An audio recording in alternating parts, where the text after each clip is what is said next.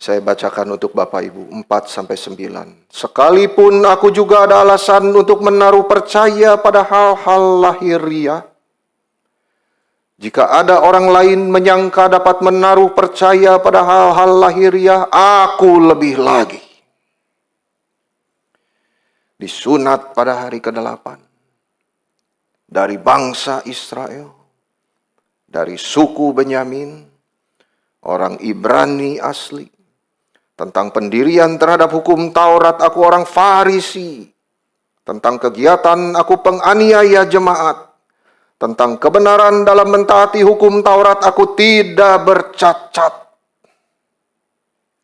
Tetapi apa yang dahulu merupakan keuntungan bagiku, sekarang kuanggap rugi karena Kristus. Malahan segala sesuatu kuanggap rugi karena pengenalan akan Kristus Yesus, Tuhanku, lebih mulia daripada semuanya. Oleh karena Dialah aku telah melepaskan semuanya itu dan menganggapnya sampah, supaya aku memperoleh Kristus dan berada dalam Dia, bukan dengan kebenaranku sendiri karena mentaati hukum Taurat, melainkan dengan kebenaran karena kepercayaan kepada Kristus, yaitu kebenaran yang Allah anugerahkan berdasarkan kepercayaan. Saudara-saudara, kalimat inti daripada bagian ini adalah di ayat 7 dan 8. Tetapi apa yang dulu adalah keuntungan bagiku, sekarang kuanggap rugi karena Kristus.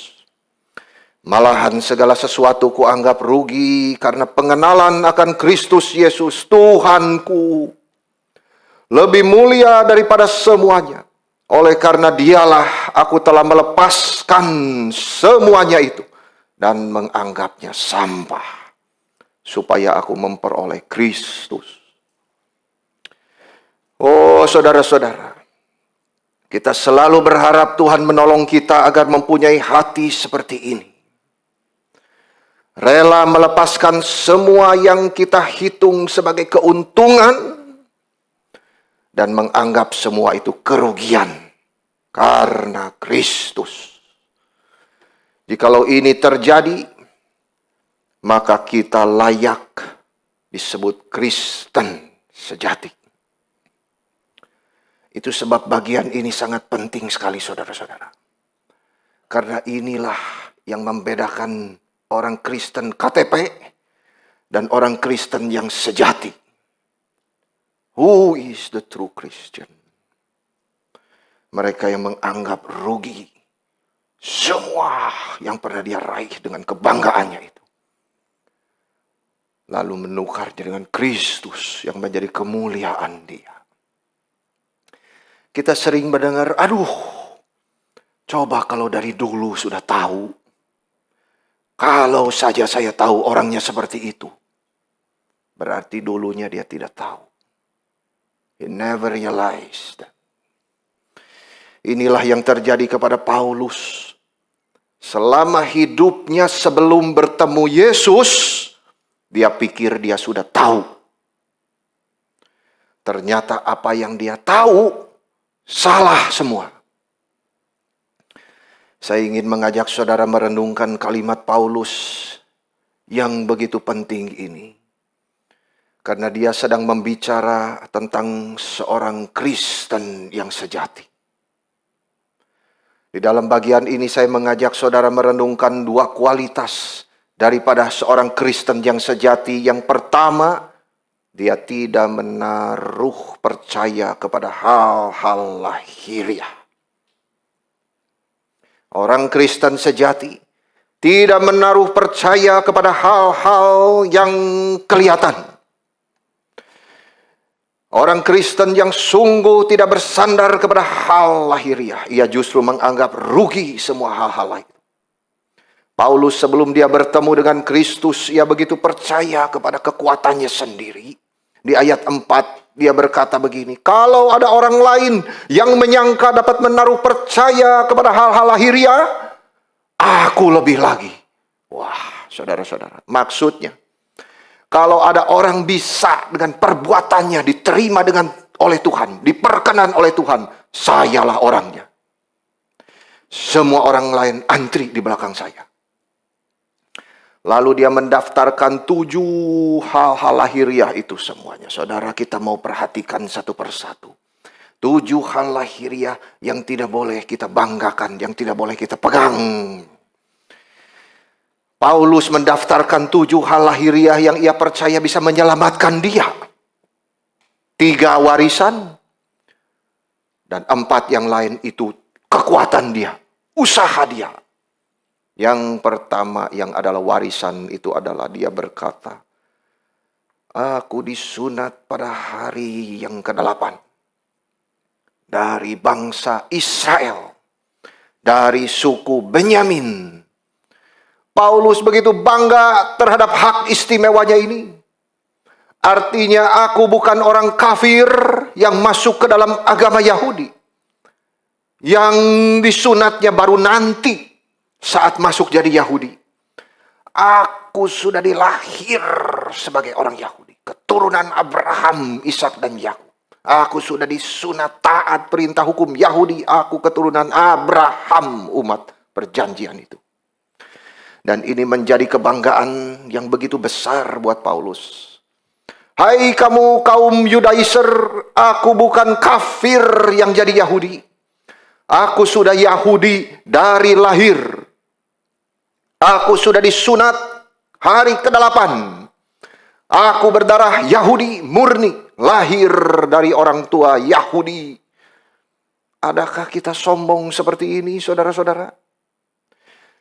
Aku keturunan orang kaya, aku keturunan orang pinter. Tambah lagi Paulus, aku dari ras Israel. Ini artinya saya bukan pengikut baru di dalam agama Yahudi.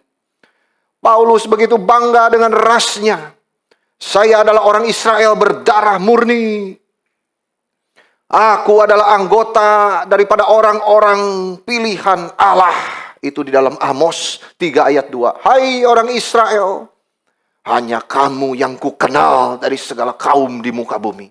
Wah, Paulus bangga sekali dengan kalimat ini. Warisan yang diturunkan daripada orang tuaku. Berarti aku adalah keturunan fisik dari Abraham, Ishak, Yakub. Dan aku sudah melakukan semua tuntutan Taurat. Maka aku pasti selamat. Apalagi aku dari suku Benyamin. Kedudukanku begitu tinggi, terhormat. Karena Benyamin adalah salah satu suku yang paling penting di Israel, saudara-saudara. Benyamin adalah satu-satunya anak Yakub yang lahir di tanah perjanjian. Benyamin menjadi daerah di mana kota suci Yerusalem berada. Benyamin tetap setia kepada dinasti Daud. Benyamin adalah suku yang murni, tidak mau ikut kawin campur. Oh, begitu mulianya menjadi kaum Benyamin. Paulus berkata, sayalah asalnya dari suku Benyamin itu. Betapa luar biasanya latar belakang keluarga dia itu. Aku bukan orang kafir, aku berasal dari suku Benyamin, suku yang paling mulia. Tapi setelah Paulus bertemu dengan Yesus Kristus, maka dia mengatakan warisan itu semua tidak ada nilai sama sekali terhadap keselamatan. Itu semua tidak bisa menyelamatkan dia atau siapapun. Saudara mungkin lahir di keluarga Kristen, tapi itu tidak menjadikan saudara seorang Kristen. Saudara mungkin sudah dibaptis beberapa kali, itu juga tidak menjadikan saudara orang Kristen. Orang tua saudara bisa begitu saleh, papa mama rajin ke gereja dan melayani, tapi itu tidak menyelamatkan saudara. Saudara tidak bisa dibenarkan di hadapan Tuhan karena memiliki rekan yang baik, orang Kristen. Setiap orang harus dilahirkan kembali untuk diselamatkan. Dia harus secara pribadi datang kepada Kristus. Paulus mengalami perjumpaan dengan Yesus di jalan ke Damaskus. Bagaimana dengan saudara? Jika saudara sudah menjadi Kristen, apakah saudara masih hidup dengan masa lalu saudara?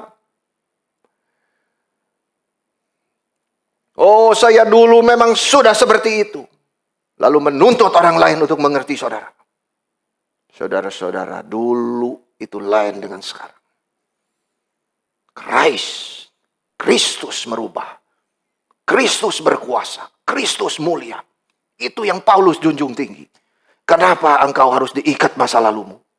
Kenapa engkau harus terus memikirkan dulu. Paulus berkata, dulu aku begini. Tapi setelah ketemu Yesus, nothing. Aku berubah. Semua itu rugi. Karena Kristus. Coba lihat Paulus seperti itu sebelum dia bertemu Kristus. Dia masih berkata lagi 4 hal lahiriah ini. Aku orang Ibrani asli. Artinya apa saudara-saudara? Aku orang Ibrani asli. Paulus sangat ketat menjaga tradisi keluarga. Aku bertumbuh dewasa di dalam adat istiadat Ibrani. Meskipun Paulus lahir di Tarsus, di luar tanah suci. Tetapi dia adalah seorang Ibrani asli. Dan orang tuanya adalah Ibrani. Dan ia tidak seperti kebanyakan Yahudi yang sudah tersebar itu. Mereka gabaur bicaranya bahasa Yunani. Paulus tidak. Paulus tetap komitmen berbicara bahasa Ibrani dan Aram. Meskipun dia dilahirkan di luar daripada tanah suci. Bukan saja bahasa saudara-saudara. Tetapi dia pegang begitu kuat adat istiadat nenek moyangnya. Saudara, adakah saudara seperti ini? Mengaku sudah Kristen tapi masih memegang tradisi leluhurmu. Saudara, lihatlah hidup Paulus yang masih bangga dengan semua itu. Dia meneruskan, aku orang Farisi. Aku pegang ketat hukum Taurat. Hormati hari Sabat. 613 butir, tidak boleh ini, tidak boleh itu. Aku lakukan semuanya. Inilah yang ia hitung sebagai prestasi dia, saudara. Dulu Paulus begitu bangga dengan agamanya. Ia menyatakan kepada Sanhedrin dan Agripa begini. Aku telah hidup sebagai seorang Farisi. Menurut mazhab yang paling keras di dalam agama kita. Artinya dia berjuang mati-matian melakukan semua tradisi di dalam Taurat itu. Ratusan butir. Dia lakukan semua.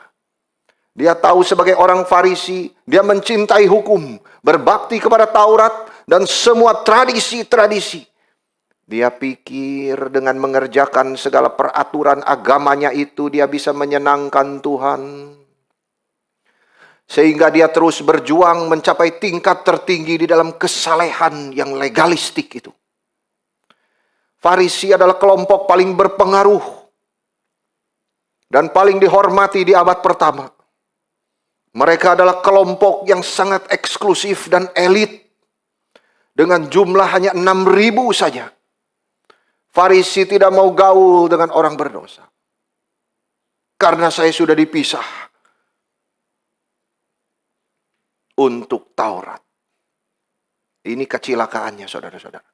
Kesalahannya terletak di sini. Selama abad pertengahan sampai Luther berkata, tidak. Kamu justru harus keluar dari biara. Kenapa orang Kristen sembunyi di biara? Saudara-saudara. Harus menjadi saksi di dalam dunia. Injil harus dikabarkan. Karena itu anugerah Tuhan. Farisi tidak mau bergaul dengan orang berdosa. Mereka dipisahkan secara eksklusif untuk Taurat. Mematuhi ratusan hukum lisan. Kami menjauh daripada orang berdosa. Tidak mau duduk makan bersama-sama orang najis. Dan Paulus adalah Farisi yang sangat-sangat luar biasa. Seorang yang sulit dibandingkan dengan siapapun, saudara. Baik intelektualnya, baik semangatnya.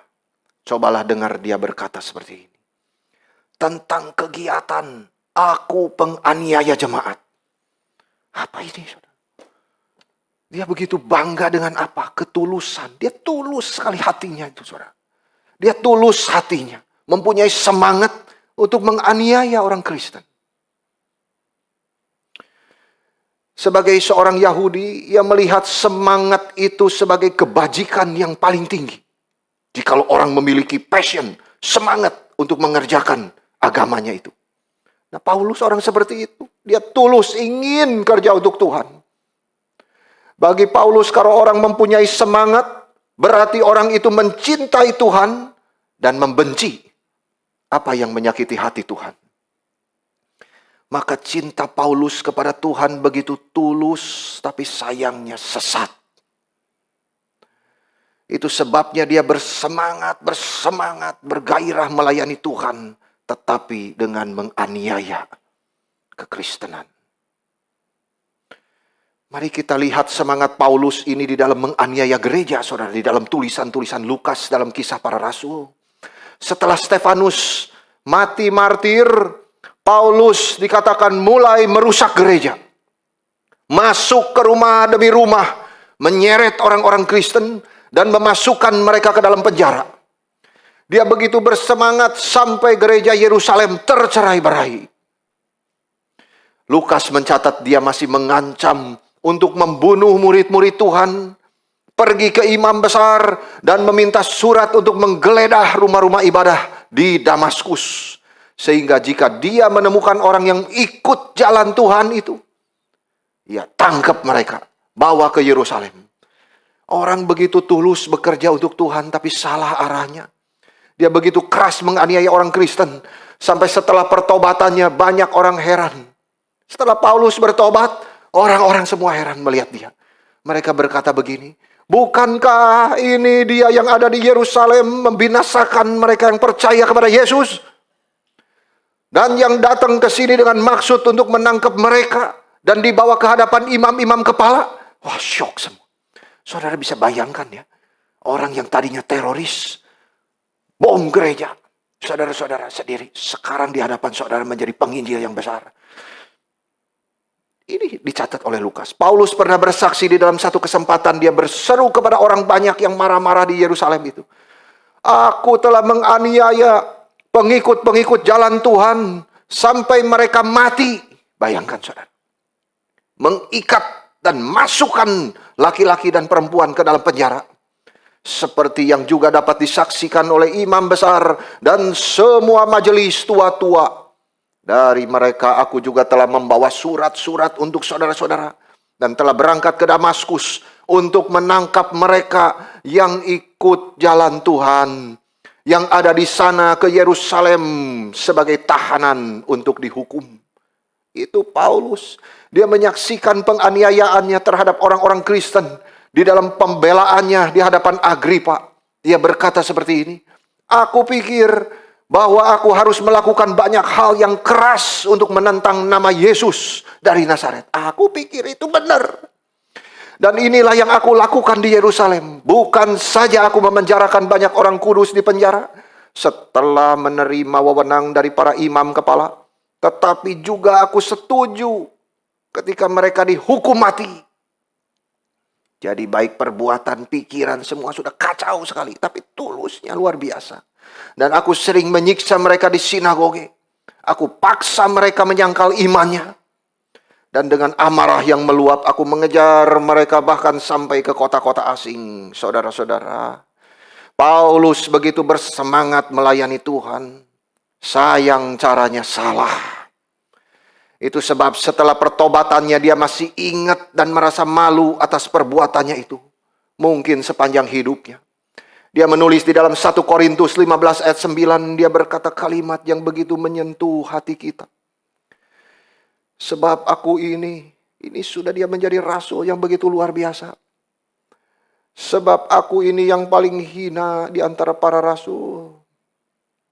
Dan tidak layak disebut rasul karena aku telah menganiaya jemaat Allah. Kepada jemaat Galatia ia menulis, karena kamu telah mendengar tentang cara hidupku yang dulu dalam Yudaisme. Bagaimana aku dulu menganiaya gereja Allah tanpa batas. dan mencoba menghancurkan mereka. Di akhir hidupnya, kembali dia mengaku kepada Timotius. Itu surat terakhir dari Paulus. Dia masih menyimpan perasaan seperti itu. Aku dulunya seorang penghujat dan penganiaya dan penyerang yang kejam. Namun aku diampuni. Itu saudara, poinnya di situ. Dulu berhentilah. Karena anugerah Kristus. Paulus menulis, dulu aku penghujat, penganiaya, penyerang yang kejam. Namun kasih Tuhan menyentuhku. Namun aku diampuni. Karena aku bertindak bodoh di dalam ketidakpercayaanku itu. Kasih Tuhan, anugerah Tuhan, pengampunan Tuhan yang besar. Itu yang Paulus bawa terus. Menjadi kekuatan dia maju untuk melayani Tuhan. Meskipun dia ingat dulunya itu. Saudara-saudara. Di dalam semua ini kita melihat ketulusan semangat Paulus jauh melebihi kaum Yudaiser yang hanya menyebarkan pengaruh ajaran mereka saja. Tetapi Paulus bukan hanya pengaruhi dengan ajaran, bunuh mereka dengan perbuatan, saudara-saudara. Semangatnya untuk Tuhan itu betul-betul membawanya kerja keras tanpa henti. Bukan saja mempengaruhi ajaran, tapi membasmi kekristenan. Itu semangat yang tulus tetapi salah. Saudara, waktu saya sekolah musik, ada satu istilah yang saya ingat. Practice makes perfect. Is it true? Memang saudara-saudara ini benar. Tetapi kalau saudara practice wrongly, then it will make you perfectly wrong. Saudara makin latihan, makin salah. Jari-jarinya salah, makin duduknya salah, makin sempurna berlatih berjam-jam, makin juga itu menjadi permanen di dalam diri saudara. Salah terus. Paulus tulus tetapi salah. Hidupnya kosong dan tidak ada arahnya. Dia pikir dia sudah mencapai sesuatu kebenaran yang tertinggi itu. Tetapi itu salah belaka. Dia masih bermegah yang terakhir kalinya, saudara. Dia berkata begini. Tentang kebenaran menaati hukum Taurat, aku tidak bercacat. Waduh. Ratusan butir loh, saudara. Paulus tidak mengatakan bahwa dia tidak berdosa. Tidak, saudara. Dia tulis sendiri, hukum Taurat justru menyatakan dosa. Tetapi ia berkata, aku tidak bercacat di dalam melakukan kebenaran yang legalistik itu. Saya terus mengejar kesempurnaan itu. Sebagai orang Farisi, Paulus beranggapan bahwa orang Israel yang setia, yang mengasihi Tuhan, itu harus mematuhi 613 hukum lisan daripada Taurat itu. 10 tidak cukup, ditambah lagi 613 butir. Paulus melakukan itu semua. Dia telah menjalani ritual dengan benar. Dia adalah anggota dari umat pilihan Tuhan. Dia berasal daripada suku yang paling penting di Israel. Dia dengan begitu teliti mempertahankan tradisinya. Di dalam semangatnya. Sampai kepada titik bahwa dia menganiaya orang Kristen.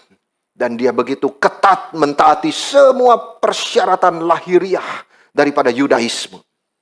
Tidak ada orang yang bisa menyangkal 7 hal lahiriah ini yang bisa menjadikan Paulus begitu bangga, superior daripada orang lain.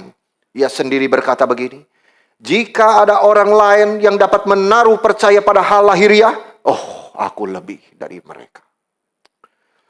Disunat dari ras Israel, dari suku Benyamin, orang Yahudi asli, orang Farisi, kerjakan Taurat, penganiaya Kristen, tidak bercacat. Oh, semua orang tidak mungkin mengalahkan aku. Semua harus antri di belakangku. Dia sedang tidak sadar terus menipu dirinya dengan semua kebanggaan lahiriah itu. Sampai setelah dia bertemu dengan Yesus di jalan ke Damaskus, saudara-saudara, waktu itu tiba-tiba dalam perjalanan Paulus menganiaya orang Kristen ke Damaskus, Dia bawa surat, dia mau menganiaya lagi orang Kristen di situ. Oh, dia pikir kronos waktu terus berjalan. Saya harus begini. Kairos tiba kepada dia. Waktu Tuhan sampai, tiba-tiba cahaya begitu terang memancar dari langit mengelilingi dia. Oh, saudara-saudara, hidup orang yang gelap butuh sinar dari surga menerangi hatinya. Itu sebabnya kitab suci selalu berkata, "You are my light." Allah adalah terangku, Allah adalah keselamatanku. Kenapa saudara-saudara? Inilah karena manusia hidup di dalam kegelapan. Mereka butuh terang daripada surga, menerangi hatinya yang begitu jahat. Cahaya begitu terang itu memancar dari langit mengelilingi Saulus dan dia terjatuh ke tanah. Saudara-saudara, lalu dia mendengar suara Yesus. "Kenapa engkau menganiaya aku, Saulus, Saulus?" Paulus baru sadar, saudara-saudara, bahwa Yesus itu tidak mati. Yesus itu hidup. Dan semua yang ia kerjakan selama ini salah.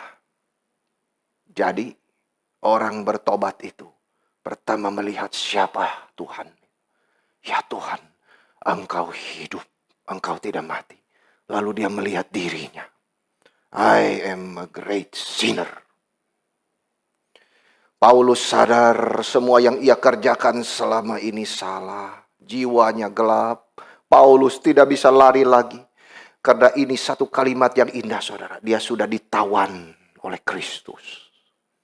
Dia sudah ditangkap oleh Kristus. Kita mau menjadi seperti Paulus. Tuhan, tangkaplah aku. Jadikanlah pikiran dan perasaanku sepertimu. Tawanlah aku. Hari itu Paulus bertobat dan hidupnya berubah total. Dari penganiaya menjadi penginjil.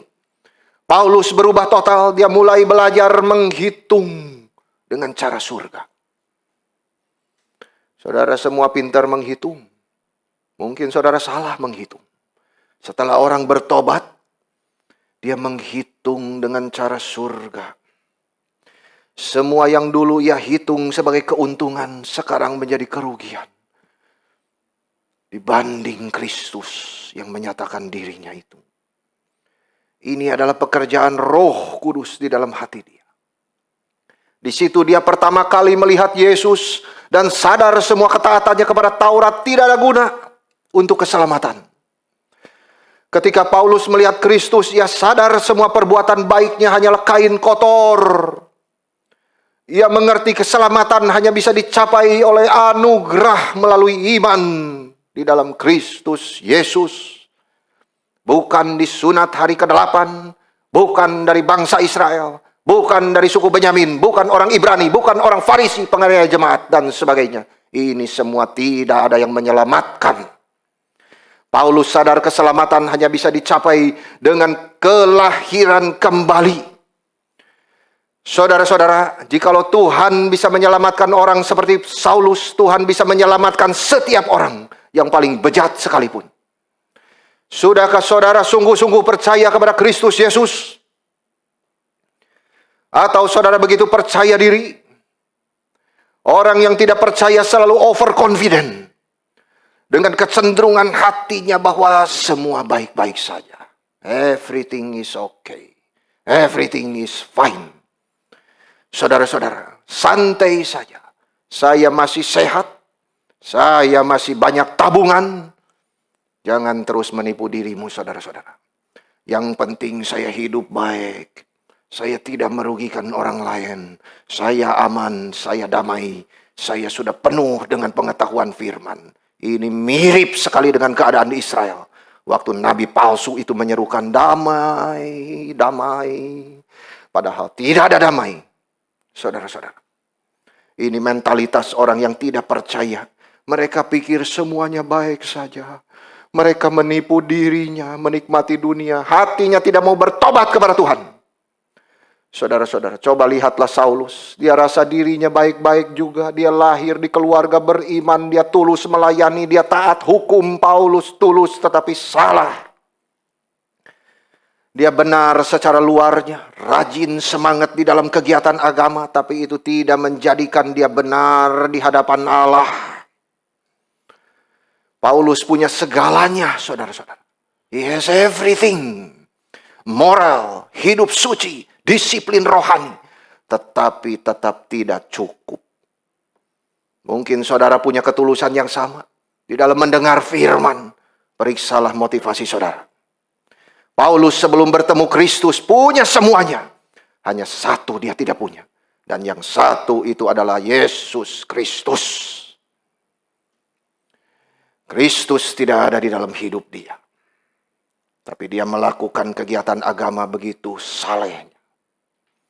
Sampai dia bertobat di jalan ke Damaskus itu dia tetap belum diselamatkan.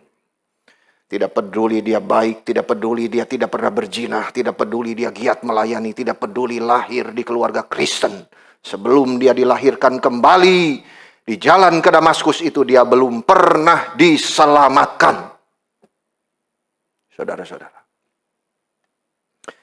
sudahkah saudara menerima keselamatan di dalam Kristus? Setiap hari saya menggumulkan firman, saya berdoa. Supaya firman itu boleh terus menggerakkan jiwa-jiwa manusia. Karena setiap minggu saudara datang ke gereja. Saudara adalah seperti orang yang berziarah. Itu jiwa-jiwa itu menuju kekekalan. Firman itu harus menegur. Harus mengingatkan di mana posisi saudara. Firman itu bukan guyon-guyon. Membuat saudara tertawa. Membuat saudara merasa senang dan aman. No, nothing. Saudara-saudara. Firman harus menegur. Firman harus mengajar. Firman harus membawa saudara di dalam posisi saudara di hadapan Tuhan. Ya Tuhan, di manakah posisiku sekarang? Selalu mengintrospeksi diri. Adakah darah Kristus di dalam hatimu? Jikalau belum, datanglah kepada Tuhan. Sadarilah kemalangan saudara. Jangan selalu pikir masih banyak waktu, masih sehat, masih banyak uang di tabungan. No, saudara sedang salah. Tuhan bisa membalikan keadaan saudara di dalam 1 detik. Saudara jangan sombong terhadap segala pencapaianmu. Saudara-saudara, setelah kita percaya kepada Yesus, maka kita bisa berkata seperti Paulus. Inilah ciri orang Kristen yang sejati. Apa yang dulu adalah keuntungan bagiku, sekarang kuanggap rugi. Tidak berhenti di situ. Karena Kristus. Kalau tidak ada Kristus itu untung loh. Dia belajar hebat sekali pengetahuan. Jeniusnya luar biasa. Murid Gamaliel. Saudara-saudara. Tetapi tanpa Kristus is nothing. Saudara-saudara, kita hidup di dalam dunia ini. Itu harus Kristus menjadi pusat daripada hati kita. Saudara silakan mempunyai banyak uang. Tidak salah orang Kristen punya banyak uang. Tetapi kalau Kristus ada di hati. Dia tahu cara mendapat uang. Dia tahu tujuan uang itu kemana. Saudara tidak salah mempelajari firman jikalau ada Kristus di dalam hatimu. Karena saudara akan tahu membagikan firman itu kepada siapa. Saudara tidak menjadi lautan mati lalu menjadikan kepalamu besar. Sehingga tidak bisa masuk ke surga karena pintunya sempit. Saudara-saudara, ciri yang kedua orang yang menjadikan Kristus itu di dalam pemahaman seperti itu. Orang Kristen sejati adalah orang yang menjadikan Kristus segalanya di dalam hidupnya. That is a true Christian. Paulus di ayat ke-8 berkata, malahan segala sesuatu kuanggap rugi karena pengenalan akan Kristus Yesus Tuhanku lebih mulia daripada semuanya. Ini semacam autobiografi Paulus. Filipi itu, bagian ini. Dia menulis kesaksian tentang dirinya. Kita ingat Yudaiser, Injil tidak cukup, harus disunat. harus ini, harus itu. Mereka bingung apa artinya jadi orang Kristen. Yudaisme semua sudah masuk Kristen, tapi mereka masih pegang tradisi. Mereka bingung. Mereka ingin merasakan aman. Apa yang bisa membuat mereka merasa aman, tenang, damai? Hanya satu jawabannya, saudara, di dalam Injil Kristus. Di dunia ini hanya ada satu jalan untuk mempunyai kedamaian. Manusia semua cari damai di dalam dunia, saudara-saudara. Tetapi ada satu jalan saja di dalam kitab ini. Dengan menjadi Kristen yang sejati. Itu jalannya. Dengan membiarkan diri kita ditawan oleh Kristus. Sejak itulah dia mulai belajar untuk menghitung dengan cara surga. Dia tidak lagi menghitung dengan ambisinya, dengan kedagingannya, tidak. Dia mulai menghitung, dia tidak lagi menipu dirinya. Karena fakta saudara dilahirkan di keluarga Kristen tidak menjadikan saudara Kristen. Fakta saudara sering datang ke gereja tidak menjadikan saudara Kristen juga. Itulah fakta yang Paulus lihat. Dia hitung itu semua kerugian karena Kristus. Orang Kristen sejati ditangkap oleh Kristus. Dia ditawan hatinya, pikirannya, fokusnya hanya kepada Kristus. Dia mempunyai fokus hidup satu, yaitu kemuliaan Kristus. Pengenalannya kepada Kristus itulah yang mulia, lebih mulia daripada semua yang dia pernah capai, yang dia pernah banggakan itu. Kristen sejati ingin sungguh mengenal Yesus, itu yang dituliskan oleh Paulus. Itu semua aku anggap rugi karena pengenalan akan Kristus itu jauh lebih mulia daripada semuanya itu. Itu sebab saudara, Kristen sejati inilah tandanya. Dia haus, dia ingin kenal Tuhannya, dia menjadikan Kristus satu-satunya di dalam hati dia.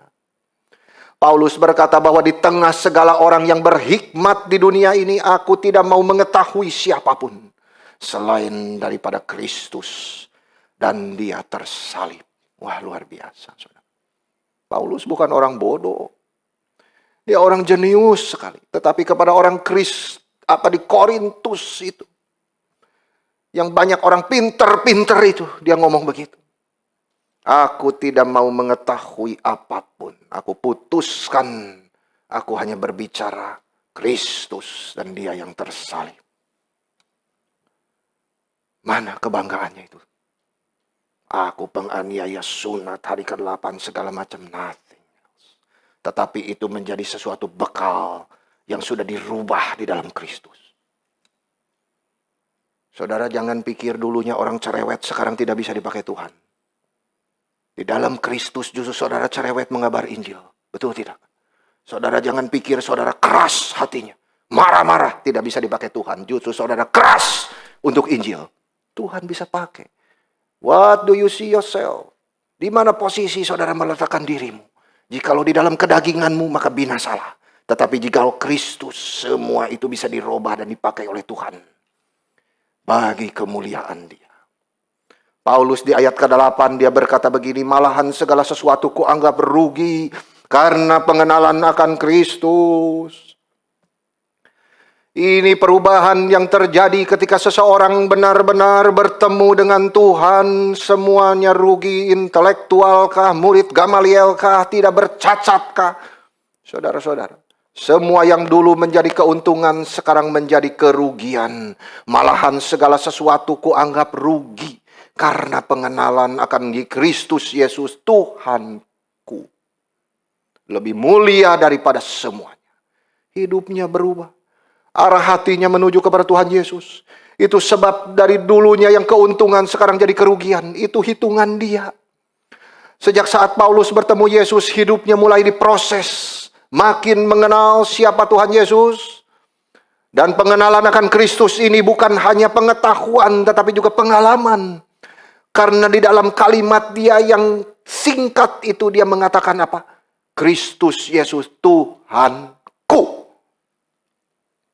Itu berarti pengalaman dia bersama Kristus yang sudah mengubah hidupnya. Dia bukan cuma tahu Yesus Kristus adalah Tuhan, tapi Tuhanku yang sudah merubah hidupku, yang sudah mati bagiku. Dan aku hidup memuliakan dia. Kristus Yesus Tuhanku. Selama ini apa yang dia tahu tidak pernah dialaminya. Dia tidak punya hubungan yang pribadi dengan Kristus. Saudara, betapa pentingnya relasi yang personal di antara saudara dengan Kristus, Tuhanmu, Juru Selamatmu.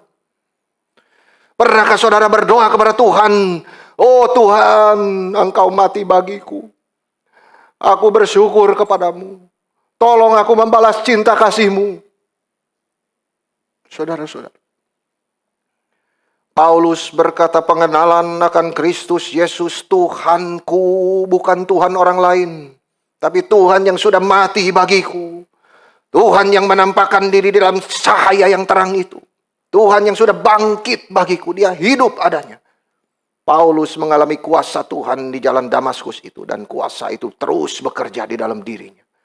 Kenapa banyak orang Kristen alami kesulitan langsung imannya hancur? Karena dia tidak pernah menghidupi. Dia tidak pernah mengalami apa yang dia tahu. Tuhan berkuasa, iya saya tahu. Tapi dia sandar uangnya. Dia bergantung kesehatannya. Apapun itu saudara-saudara. Kenapa saudara tidak pernah mau sandar kepada Tuhan? Martin Luther berkata satu kalimat saudara. Semua itu teolog-teolog. Orang-orang Kristen itu. Tidak mungkin mereka menjadi orang Kristen tanpa pengalaman. Saudara, pengetahuan tidak cukup menjadikan engkau Kristen. Engkau harus mengalami yang namanya pencobaan itu di dalam hidupmu. Apakah engkau tetap bertahan kepada imanmu atau tidak? Itulah Kristen sejati. Meski ada kesulitan, meski ada penderitaan, Engkau ya Tuhan tetap terangku dan keselamatanku. Saudara harus mengalami apa yang saudara percaya. Apakah saudara sudah sungguh-sungguh percaya Tuhan? Maka percayalah apa yang Ia izinkan terjadi kepada hidupmu itu jalan yang benar. Agar saudara dimurnikan imannya. Saudara dibikin lebih rendah hati mengandalkan Tuhan. Setelah kita menjadi Kristen sejati, semua aset yang kita pikir keuntungan menjadi kerugian. Karena arah hidup kita adalah Kristus. Paulus berkata, segala sesuatu kuanggap rugi karena pengenalan akan Kristus Tuhanku. Paulus tidak hanya kehilangan asetnya yang luar biasa, tetapi semua itu pengertiannya, perjuangannya, pikirannya tentang dirinya sendiri, statusnya, persahabatannya, posisinya yang menjamin dia, semuanya menjadi sampah dibanding Kristus. Sedikit kesaksian di dalam 2 Korintus 11. Aku lebih lagi katanya. Coba lihat saudara, itu semangat yang sudah di dalam Kristus itu bagaimana dia. Aku lebih banyak berjerih lelah. Tadinya aku lebih banyak aniaya orang Kristen. Sekarang aku lebih banyak berjerih payah. Sama. Karakter, kekerasannya, ketulusannya, semangatnya tetapi berubah arah untuk Kristus. For the glory of Christ alone. Aku lebih banyak berjerih lelah, lebih sering dipenjara, didera di luar batas. Kerap kali dalam bahaya kapal karam terkatung di tengah laut, bahaya di gurun, bahaya di lautan. Semua demi Kristus. Itu poinnya saudara-saudara. Sifatnya tetap keras, tetapi for the glory of Jesus Christ. Itulah Paulus. Semua pikiran, perasaan terlibat seluruh hidupnya adalah Kristus. Itulah artinya menjadi Kristen sejati. Seluruh hidupnya adalah Kristus. Menjadi Kristen benar-benar menawan seluruh diri kita. Hidup kita sungguh-sungguh diserahkan kepada Kristus. Sudah berapa tahun saudara menjadi Kristen? Apakah saudara sudah makin mencintai Tuhan? Makin bertambah pengenalan dari sejak awal jadi Kristen? Atau saudara marah terus mengomel kepada Tuhan? Di manakah aset saudara sekarang? Di dunia ini atau di surga? Firman Tuhan berkata yang dulu adalah keuntungan sekarang menjadi rugi karena pengenalan akan Kristus lebih mulia. Ketika saudara makin kenal Dia, saudara rubah aset yang dulunya bagi saya, sekarang untuk Tuhan. Rela memberikan untuk Tuhan. Rela korban untuk Tuhan. Rela menyerahkan hatimu, tenagamu, pikiranmu untuk kemuliaan Kristus. Saudara-saudara, jangan pernah lengah di dalam hidupmu. Jangan take it for granted segala nafas yang engkau hirup, segala makanan yang engkau terima. Usus saudara masih baik-baik, jantung saudara masih baik-baik. That adalah anugerah daripada Tuhan. Untuk saudara fokus kepada Kristus yang memberikan anugerah itu. Jangan hidup untuk diri, hidup untuk Kristus. Kemuliaan Kristus itulah yang kita tuju, bukan persoalan hidup kita. Ini menjadi ciri orang yang sudah diselamatkan. Ini ciri orang Kristen sejati. Dia tidak diganggu oleh keadaan untung dan rugi di dalam dunia ini. Apa kewajiban Tuhan untuk memberi hidup kita itu enak? Hidup tentram tidak ada. Kita orang berdosa yang malang. Jikalau Tuhan sudah mati untuk kita, itu sudah anugerah yang terlalu besar untuk kita, saudara-saudara. Paulus berkata pengenalan akan Kristus itu lebih mulia daripada semua. Christ is everything. Kristus itu adalah segalanya. Kalau saudara punya Kristus, saudara punya semua. Jangan pernah bilang saudara miskin, saudara segala macam sakit, penyakit ini saudara. No. Kalau saudara punya Kristus, saudara punya semua. Saudara tidak punya Kristus, saudara tidak punya apa-apa. That is the Bible.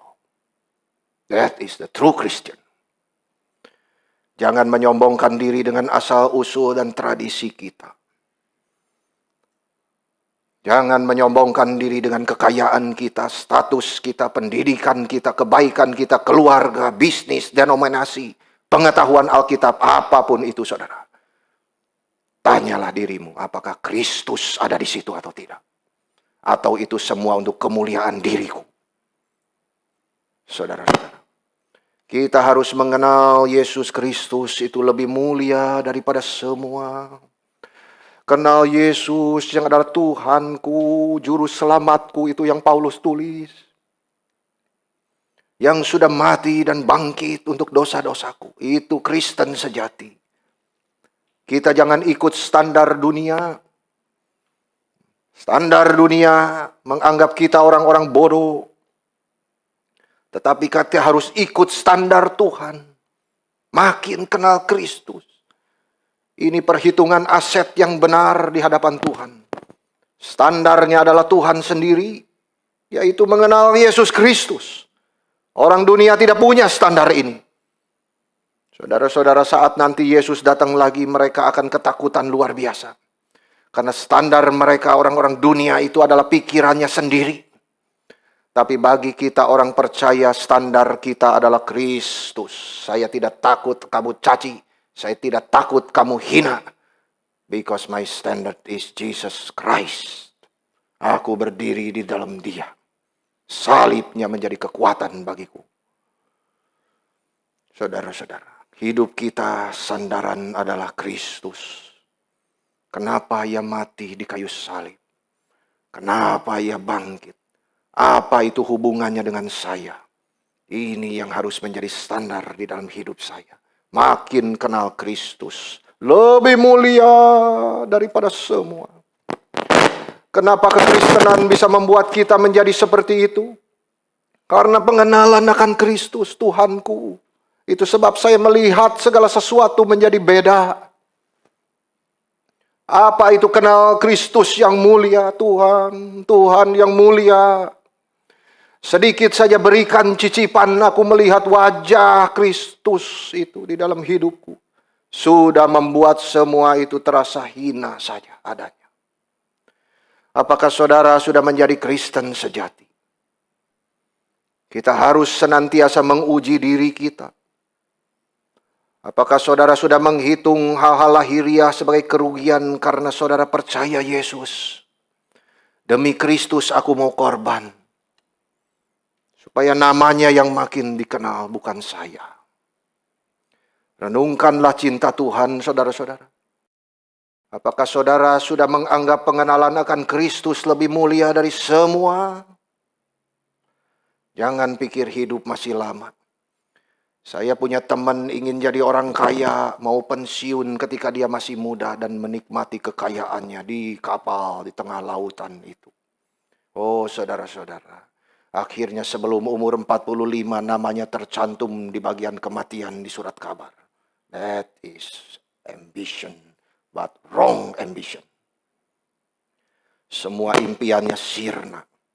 Tinggalkan hidup seperti itu saudara-saudara. Kejar pengertian, pengenalan Kristus. Itu lebih mulia daripada kekayaan materi. Mulailah belajar menghitung dengan cara surga. Menilai segala sesuatu seperti seharusnya di dalam pandangan Kristus. Dunia melihat masih lama waktuku. Surga berkata tidak. Detik demi detik terus maju. Kita makin dekat dengan Tuhan. Sadarkah saudara? Di mana posisi saudara di hadapan Tuhan? Jikalau kita menaruh pengenalan akan Kristus menjadi satu-satunya, maka kita adalah Kristen sejati. Kejarlah apa yang menjadi kesukaan Allah. Hal-hal yang memuliakan Tuhan.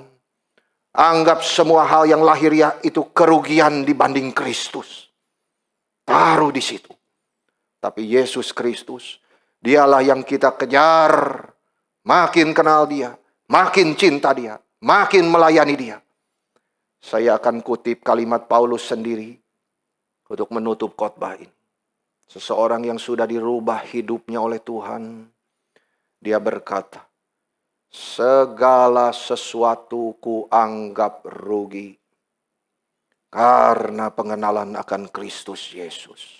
Tuhanku lebih mulia daripada semuanya. Oleh karena dialah aku telah melepaskan semuanya itu dan menganggapnya sampah supaya aku memperoleh Kristus. Kejar pengenalan akan Kristus yang begitu mulia. Pandanglah dia, Kristus yang mulia. Itulah kebahagiaan kita. Yang membuat semua hal-hal lahiriah itu hanyalah menjadi kerugian. Sampai di sini kiranya Tuhan menolong kita semua. Amin.